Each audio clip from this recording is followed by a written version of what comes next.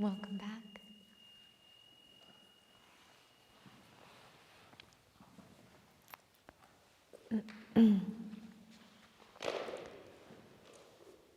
So it's time to get out of the head, and we'll spend the afternoon with the living, breathing being beneath the collarbones. And so this first section we'll dedicate to heart practices, and then we'll descend down into hara space, and we'll end with yin poses that orient from the belly, and that will be the trajectory of the rest of our time together today, just so you know where we're going. So the heart space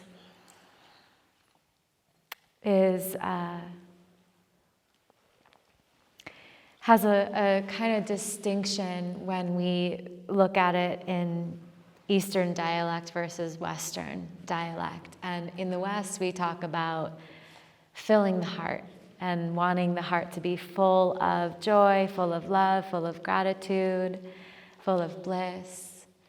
And in the East, the ancient insight seekers and acupuncturists and those that are in the field of Chinese medicine actually say the opposite about the heart, that a healthy heart should be empty, meaning we continuously unroot patterns or behaviors that are shielding us from being open and vulnerable and loving. And so the idea in Chinese medicine, the word for heart, one of the words for heart is SHUNYA, SHUNYA, and it means open sky. And so the idea that we as practitioners are aware of how much space we have in the heart and how much we can actually hold here. When we really understand bodhicitta, this benevolent intention, right? I've been riffing about a lot already, the aspiration to wish others well, all others, even the ones you want nothing to do with, to find the inner space that can hold well wishes and the celebration of others, and also the suffering of others, the whole world. Shunyata, remember adding a TA at the end, is a practitioner who knows or who can dwell in. So shamatha is that practice of abiding in peaceful state. Shunyata is abiding in open sky in the heart. That there's enough room here to hold the whole collective experience, that I can host and acknowledge the suffering of all beings and also hope for their freedom, for their liberation. And it's not just the beings that we've met or that are alive today, but it's said that, and this is a Chinese medicine perspective, but it said that the heart is like the link through time, because it links us to our ancestors, and it also is already linking us to our future children. And so we're linked through time to our tribe through the heart. So I often like to envision it as like a bunch of infinity signs, from this heart extending forward and all the way back.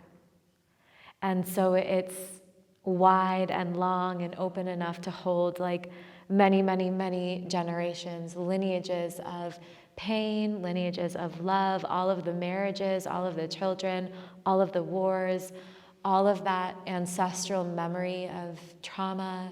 The heart has room to hold. But we'll need to continuously weed out patterns that close the chambers of the heart down. It gets constricted.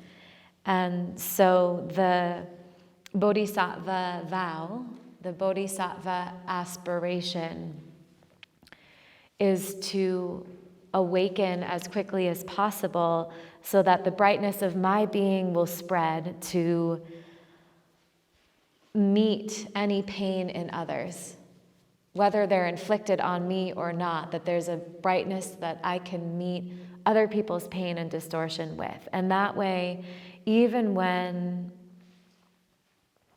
something is inflicted on us or towards us, there's room to let it through without imploding. So creating space even in the midst of, and this is a constant theme in the yin practice, creating space even in the midst of difficulty, pain, interpersonal drama, the human realm. So the Bodhisattva vow is, and you have it in your resources page, I believe, just so you can refer to it any time.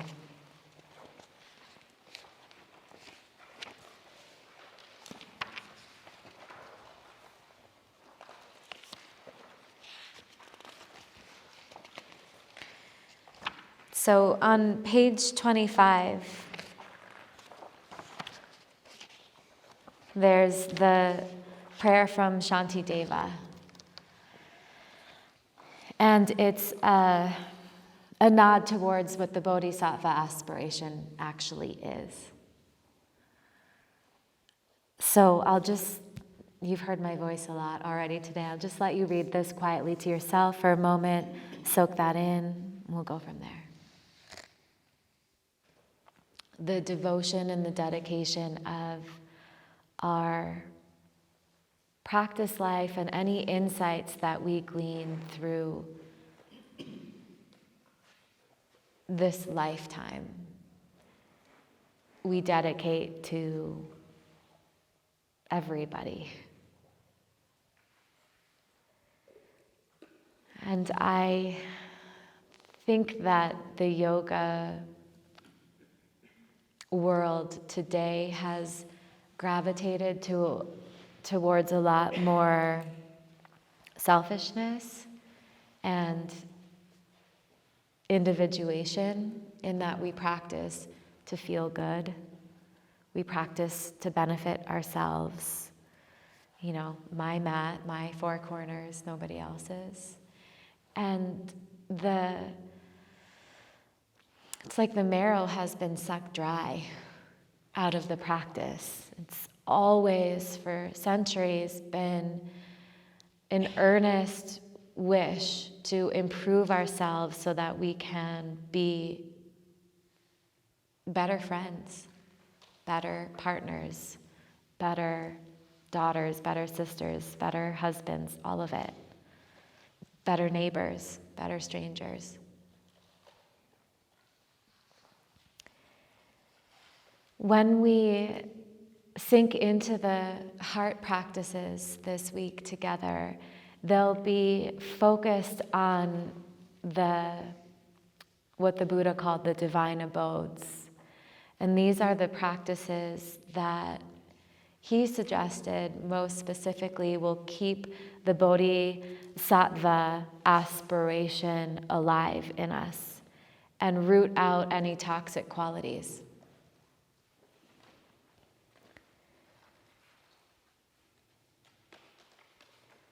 Divine abodes, so the divinity of the heart and then the abiding space that we dwell in. So there's 4 divine abodes. The suggestion is similar to the Lojong trainings. We contemplate and we sift through the system these practices so that they become baked into the body, so that we know them and we hold them close to the heart, and we don't have to draw upon them. They're just living through us. So rather than, again, waiting for conditions to align in the future where we can be happier or more forgiving or more tolerant or more understanding, more friendly, we practice what it would feel like to forgive. We practice what it would feel like to have more space. And eventually the practice takes root. It's like we're tilling the soil. And this is the heart garden that we're cultivating.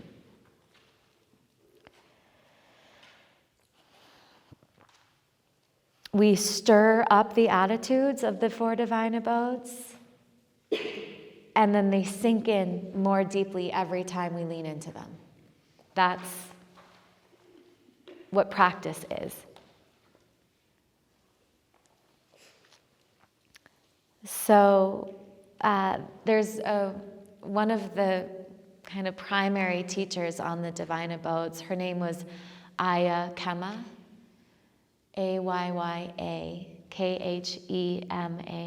She was the daughter of 2 Holocaust survivors, and she founded Buddha House in Germany and was the first woman to bring Buddhist teachings in an accessible way to women in the West. And so she founded a lot of dharma centers that were all women-only centers, and she's written a lot about the divine abodes. She speaks of them as the 4 friends that are here waiting to do our bidding. But they have to be searched for in our own hearts. And she says that when we find them lacking in ourselves and know that this is to our detriment, that's when the work begins. That's when it's time to do something about their development. The 4 friends are, and you'll have them listed on the Divine Abodes page. Metta, which is loving kindness. So page 17. We'll speak through metta today as loving kindness. And then the last 3 are on the next page. Karuna is compassion, mudita is selfless joy, kshama is forgiveness. Aya Khema says that the heart needs training for these 4 practices because the heart isn't constituted to only feel love and friendliness. By nature, the heart can contain both love and hate. It contains ill will. The heart has the ability for rejection of others, for repulsion, for resentment, for fear, and also lovingness. But we have to diminish the hate and enlarge the love, because we come in with both. We have the capacity to hate and to love. We have seen what it looks like in a global context and in a personal context when we grow the hate and diminish the love.